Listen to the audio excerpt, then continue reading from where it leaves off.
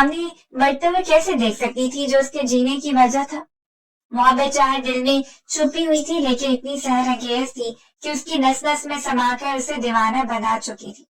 وہ دوڑتے ہوئے سڑک کے کنارے تک آئی اور پھر چیختے ہوئے اپنے کانوں پر ہاتھ رکھ دیا تھا۔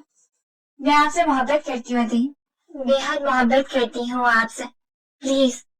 اور جیسے سب کچھ تھم گیا، وہ مسکراتے ہوئے وہیں رک گیا، ایک دل آویز مسکراہٹ کے ساتھ ایک فلائنگ کس اس کی جانب اچھالتے ہوئے سحر انگیزی سے مسکرایا اور پھر سے وہیں جانسار نظروں سے دیکھتا کھڑا رہ گیا۔ فضا بس روئے جا رہی تھی، وین قریب آ چکی تھی اور اس کے جانے کا وقت تھا۔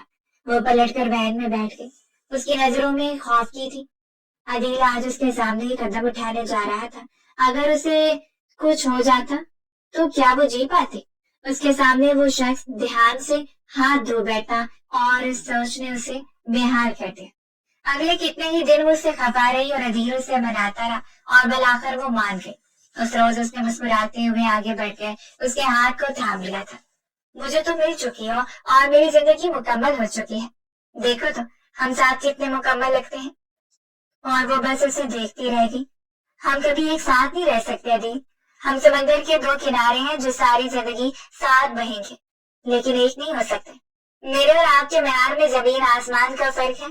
میں گاؤں کے پسماندہ علاقے میں رہنے والے ایک شریف امام مسجد کی بیٹی ہوں، اور آپ آسمان کے وسطوں میں اڑتے ہوئے عقاب ہیں جس کے لیے آسمان اس کی پوری جاگیر ہے۔ اور وہ پڑھی تھی اور عدیل نے اسے کے آنسوؤں کو اپنے ہاتھوں سے چنتے ہوئے لبوں سے لگا لیا۔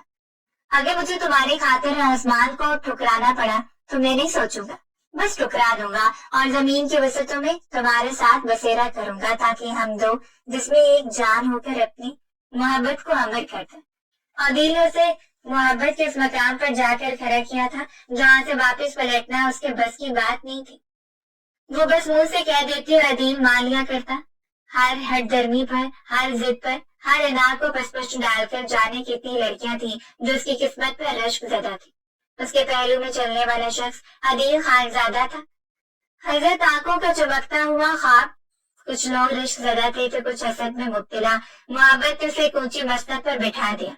وہ اگر دن کو رات کہہ دیتی تو عدیل اسے رات بنا دینے کے در پہ ہوتا، اور ان 6 مہینوں میں وہ اتنی بے بس ہو چکی تھی کہ اسے ہار ماننا پڑی۔ عدیل کی محبت کے آگے گھٹنے ٹیکتے ہوئے اس نے خود کو عدیل کے نام کر دیا۔ اس روز بھی وہ اسی طرح بےتابی سے اس کے ہاتھ تھام کر کہہ رہا تھا کہ اسے اپنے نکاح میں لینا چاہتا ہے تاکہ کبھی سے دستبردار نہ ہو پائے۔ وہ حیرت زدہ رہ گئی۔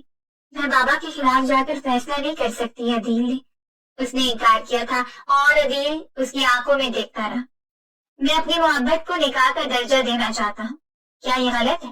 میں نے تم سے کبھی کوئی مطالبہ نہیں کیا، تمہاری اجازت کے بغیر تمہیں ہاتھ نہیں لگایا، اور میری محبت کو میرا نام دینا ایک جائز مطالبہ ہے۔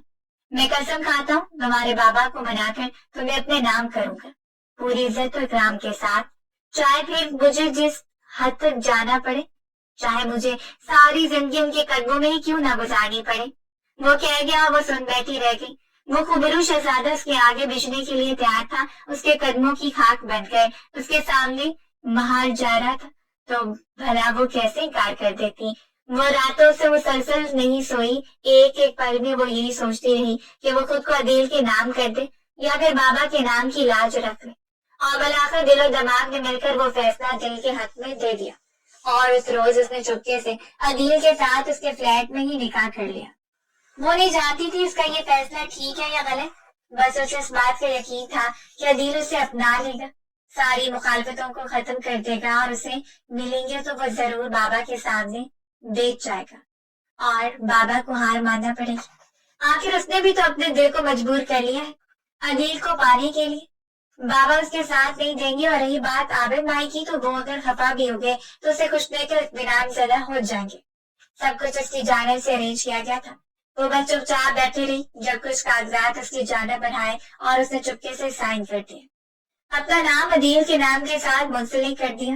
اس روز وہ بے حد خوش تھا۔ اسے گھر ڈراپ کرنے گیا، اس کے ماتھے پر اس نے جھکتے ہوئے پہلی بار لب رکھے تھے اور وہ اندر تک سرشار ہو گیا۔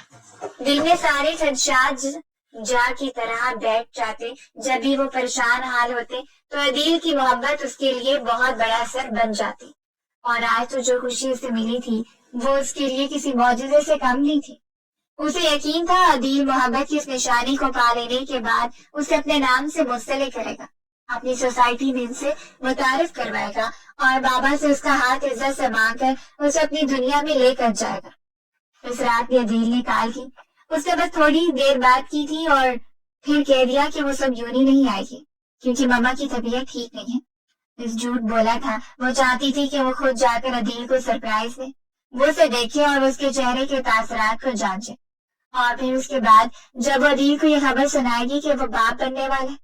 ہاں، یہ سچ تھا کہ عدیل باپ بننے والا تھا۔ اس روز بھی وہ اسے اپنے ساتھ ہی فلیٹ میں لے کر آیا، وہ انکار نہیں کر سکی اس کی بقول اب ان دونوں کا نکاح ہو چکا تھا اور وہ دونوں ایک دوسرے پر شرعی حق رکھتے تھے۔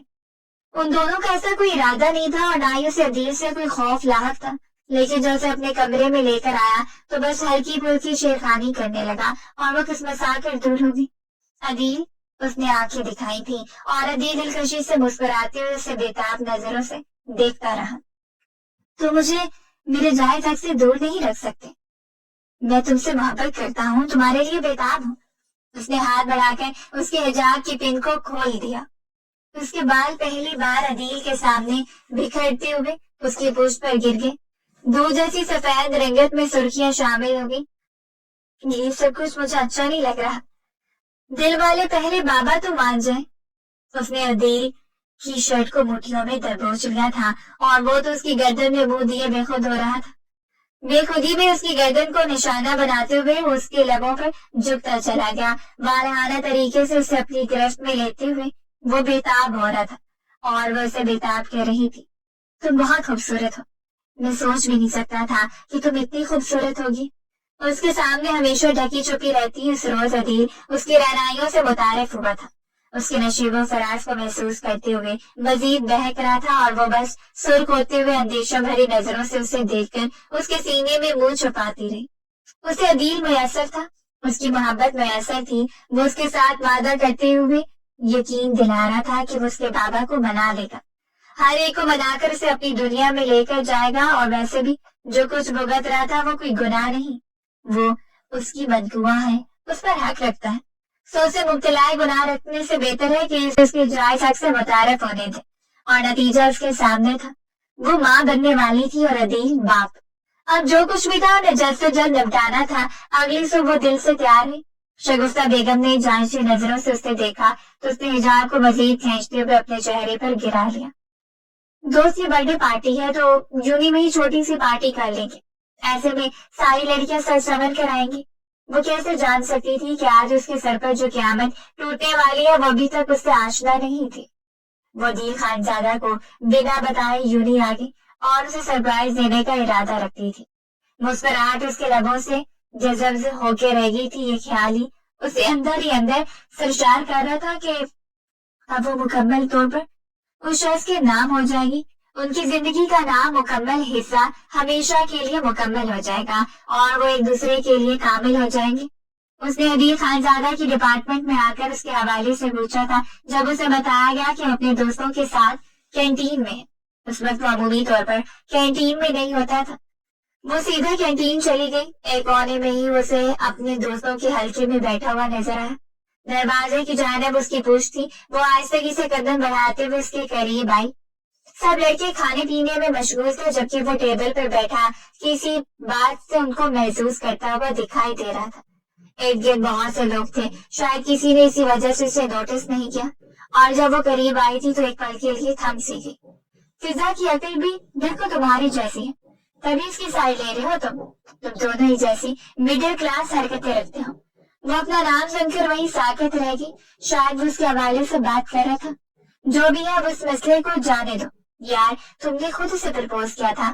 سامنے بیٹھا لڑکا برگر کی بائٹ لے کر اس کی جانب دیکھتے ہوئے کہہ دیا، کیا مطلب؟ اتنی آسانی سے جانے دو؟ بدلہ پورا ہو چکا ہے لیکن ابھی دل نہیں بھرا۔ اس نے آنکھ دبائی اور سب لڑکوں کا کہہ اسے وہیں ساکت کر چکا تھا۔ وہ سوچ بھی نہیں سکتی تھی کہ وہ اس کے بارے میں ایسے الفاظ استعمال کرے گا۔ ایک پل کے لیے ایمان ڈگمگایا کہ شاید وہ اس کی بات نہیں کر رہا لیکن وہ اسی کی بات کر رہا تھا۔ ایک تھپڑ کا بدلہ کوئی اتنا شدید دے سکتا ہے؟ تو سوچو کتنا خطرناک بندہ ہو۔ اس نے فوراً اپنا دھڑکتا ہوا دل تھام لیا. دھڑکن کے ساتھ ساتھ اس نے اپنی سانس کو بھی روک لیا تھا. اس کا پورا وجود سماعت بن گیا تھا. اس کے بغل میں بیٹھا ہوا اس کا دوست شہراز شاہ تھا. شہراز شاہ اس کا جگری دوست جو اس کا دایاں بازو اور اس کے بلبوتے پر وہ بڑے سے بڑے مارکے کو سر کر لیتا. مڈل کلاس کی ایک لڑکی اٹھ کر میرے منہ پر تھپڑ لگائے گی, میرے لیے ضلالت بن جائے گی اور میں اسے ایسے ہی جانے دوں گا. حلوہ سمجھا ہے کیا؟ وہ ٹیک لگاتے ہوئے کمال مغروری سے بولا. ایک پل کے لیے تو اس نے بھی سمجھا ہوگا کہ اس کی محبت میں خود کو فنا کرنے والا ہوں, اور پھر اسی محبت میں اس کو فنا کر ڈالا. فلیٹ پر لے جا کے سب سے پہلے نکلی نکاح کا ڈرامہ کیا, اور جب اسے یقین دلا کہ وہ اب میری بیوی ہے تو پھر اس کی عزت کو تار تار کر دیا اپنے ہاتھوں سے. مسئلہ ہے کیا؟ نازک کلی ہے, حجاب میں لپٹ کر تو پوری بیوی حاجہ لگتی ہے, لیکن کبھی اصل میں دیکھو تو ہوش ٹھکانے آ جائے تم لوگوں کی. فضا پوری فضا پر چھائی جاتی ہے, نشیلی لڑکی ہے. میں باقی سے کہتے ہوئے ایک بات ہے, وہ سارے لڑکوں کو ہنسنے پر مجبور کر گیا. اس نے کہا کہ ڈرامے میں میرا ہاتھ تمہارے ساتھ تھا, لیکن مجھے تم نے ذائقہ چکھنے نہیں دیا. شہراز شاہ نے کہہ دیا اور اس نے شہراز کے کندھے پر تھپکی دی. اپنی دوست کی نکلی بیوی کے ساتھ عیاشہ کرتے ہوئے شرم نہیں آئے گی شاہ صاحب؟ وہ اسے مذاق اور تذلیل کا نشانہ بنا رہا تھا, اور اسے لگا جیسے پورے کالج کی چھت دھڑم سے اس کے سر پر آ گری ہو. اس نے بے ساختہ اپنے پیٹ پر ہاتھ رکھ لیا, یعنی وہ اسے صرف اپنے بدلے کی بھیڑ چڑھا چکا تھا. اس کے ساتھ نکلی نکاح کا ڈرامہ کیا. اسے عزت سے ہاتھ تو نہیں پڑے, اس کے باپ کی بنی بنائی ساگ مٹی میں مل گئی. آخر ایسا کیسے ہو سکتا تھا؟ اس کا پورا وجود پسینے میں شرابور ہو گیا. دھڑکتے ہوئے دل اور بکھری ہوئی سانسوں کے ساتھ اس نے دیوار کا سہارا لیا. وہ اگر دیوار کا سہارا نہ لیتی تو شاید زمین بوس ہو جاتی. اس کی تو پوری کائنات ہی لڑک چکی تھی, اس کی دنیا اندھیر ہو گئی. اب وہ کہاں جاتی, اس بچے کو کیا کرتی, اور اس شخص کی جانب سے خدشوں میں مبتلا ہو کر اس کے جذبات پہنچی تھی. وہ کیسے دوبارہ اسے زندگی کی جانب لوٹنے دیتے؟ اپنے آنسوؤں کو اس نے رخساروں پر بہہ جانے دیا, اور آنسو ٹوٹ کر گرتے ہوئے اس کے ضبط کا امتحان لے رہے تھے. وہ اس کے بالکل سامنے جا کر کھڑی ہوئی. وہ سارے لڑکے اسے دیکھ کر حیران ہوئے, لیکن وہ صرف اسے دیکھ رہی تھی. جناب لپٹا ہوا مغرور شہزادہ ان سب میں نمایاں تھا. وہ خوبرو سے لڑکا اپنی خوبصورتی کے بل بوتے کسی کے دل پر راج کرتے ہوئے اس کی دنیا اندھیر کر سکتا تھا. کیا خدا نے اسے دنیا والوں پر خدا بنا کر بھیجا تھا؟ وہ اسے دیکھتی رہی, اور اس کی نظروں کو سمجھتے ہوئے وہ اٹھ کھڑا ہوا. کیا ہوا فضا, تم یہاں؟ تمہاری طبیعت ٹھیک ہے؟ اور تم نہیں آنے والی تھی اس سے پہلے؟ کہ وہ آگے بڑھ کر اپنے ہاتھوں کے پیالے میں اس کے چہرے کو تھام لیتا. فضا نے زور لگا کر اس کے سینے پر ہاتھ رکھا اور اسے دور دھکیل دیا. وہ لڑکھڑاتے ہوئے کرسی پر جا گرا. جھوٹ, آپ نے مجھ سے جھوٹ بولا, وہ چیخ پڑی تھی, اور پل بھر میں اس کے چہرے کی رنگت بدل گئی. یعنی وہ سب کچھ سن چکی تھی. وہ بس خاموشی سے اس کا چہرہ دیکھتا رہا. پل بھر میں اس کے چہرے کے تاثرات بدل چکے تھے. اگر سن بھی لیا تو اس کی بلا سے میری زندگی برباد ہو چکی ہے. عدیل, میں کسی قابل نہیں رہی. مجھ سے نکاح کیا, فلیٹ پر لے کر گئے, تمہیں اپنا شوہر سمجھتی, اور وہ نکاح, وہ سب کچھ. یا اللہ, اپنے سینے پر ہاتھ رکھتے ہوئے وہ سخت برہم ہوئی. جب عدیل خانزادہ نے اس کے بازوؤں کو بری طرح جھنجھوڑتے ہوئے اسے حقیقت کی دنیا میں لا کر کھڑا کیا تھا. مجھے دیکھو اور اپنی اوقات کو دیکھو. کیا تم اس قابل ہو کہ تمہیں عدیل خانزادہ اپنی بیوی کے درجے پر فائز کرے گا؟ تمہیں یہ وہم کیوں ہونے لگا کہ میں تم پر مر مٹوں گا؟ وہ اپنے سینے پر ہاتھ باندھتے ہوئے اور حد کو پار کرتا چلا گیا. مرد کے لیے محبت میں فریب دینا بہت آسان ہے, لیکن حقیقت میں خسارہ اس عورت کے مقدر میں آتا ہے جس نے مرد سے محبت کی ہو اور بدلے میں اسے دھوکہ کھایا ہو. پل بھر میں وہ تذلیل کا نشانہ بن کر رہ گئی کہ ایسے شخص نے سب کے سامنے کہہ دیا تھا کہ وہ سب کچھ جھوٹ تھا. اسے نرمی سے اپنے پیٹ پر ہاتھ رکھ لیا. میں تمہارے بچے کی ماں بننے والی ہوں. اور وہ اپنے دوستوں کو آنکھ دبا کر اس کی جانب متوجہ کرتے ہوئے ایک بار پھر ہنسا گیا. ایک بار پھر دیکھ لو اپنے بھائی کی پاور, صرف ایک بار, اور ادھر تم لوگوں کے سامنے, وہ بے باکی سے کہہ گیا. اور وہ ہنستے ہوئے لڑکے اسے اپنی روح پر پڑتے ہوئے پتھر محسوس ہو رہے تھے. اتنی تذلیل. وہ فرش پر وہیں روتی روتی بیٹھ گئی. میرے ساتھ ایسا مت کرو عدیل, میں باہر جاؤں گی, میرے پاس کچھ نہیں بچا. میرے ابو بہت غریب ہیں اور عدیل نے پاؤں کی ٹھوکر سے اسے خود سے دور دھکیل دیا۔ ابو کے بارے میں تمہیں پہلے سوچنا چاہیے تھا جب وہ ابا کی پینگیں چڑھا رہی تھی۔ اب تو اس عذاب کو اور ویسے بھی کس کس کے سامنے ثابت کرتی پھرو گی کہ یہ میرا بچہ ہے؟ عدیل خان زادہ کا بچہ۔ خانزادے ایسے ہزاروں اولادیں بطور تحفہ دے دیا کرتے ہیں، ایک تحفہ تمہارے لیے ہی صحیح۔ اب اسے اپنی محبت کی نشانی بنا کر سنبھال کر پالو اور اسی کے سارے زندگی گزارو۔ جاتے جاتے بھی عدیل خانزادہ نے تم پر احسان کر دیا۔ اس روز وہ کسی قیامت سے گزر کر گھر واپس آئی تھی۔ وہ نہیں جانتی تھی کہ اس کے خوابوں کا تاج محل اتنی شدت سے اس پر آن گرے گا کہ اس کی روح کیچڑیوں میں بکھر جائے گی جنہیں وہ تعمیر سنبھالتی رہے، اور وہ نہیں جانتی تھی کہ اس کی عزت یوں پل بھر میں پامال ہو جائے گی۔ وہ جو چپ چاپ اپنے بستر پر آ کر لیٹی اور شام تک کمرے سے باہر نہیں آئی تھی، رو رو کر بھی وہ خود کو ہلکان کر چکی تھی، لیکن اب رونے کا کوئی فائدہ نہیں تھا۔ اس کا پورا وجود بخار میں دہک رہا تھا کسی انگارے کی مانند۔ شگفتہ بیگم نے کمرے سے جا کر اسے دیکھا۔ عمومی طور پر وہ ہر وقت گھر میں چہکتی پھرتی نظر آتی، وہ کبھی بھی اپنے کمرے میں یوں لیٹی ہوئی نہیں دکھائی دیتی تھی۔ ان کے پاس آ کر بیٹھ گئی۔ کیا بات ہے میری جان، جیسے یونی سے آئی ہو، چپ چاپ لیٹی ہوئی ہو، کیا کچھ ہوا ہے؟ انہوں نے پوچھا اور وہ روتی ہوئی آنکھوں سے اپنی ماں کو دیکھتی رہی۔ اس کا وجود زردیوں میں ڈوبا ہوا تھا۔ اب وہ شگفتہ بیگم کو کیا بتاتی کہ وہ اپنی عزت نیلام کر چکی ہے۔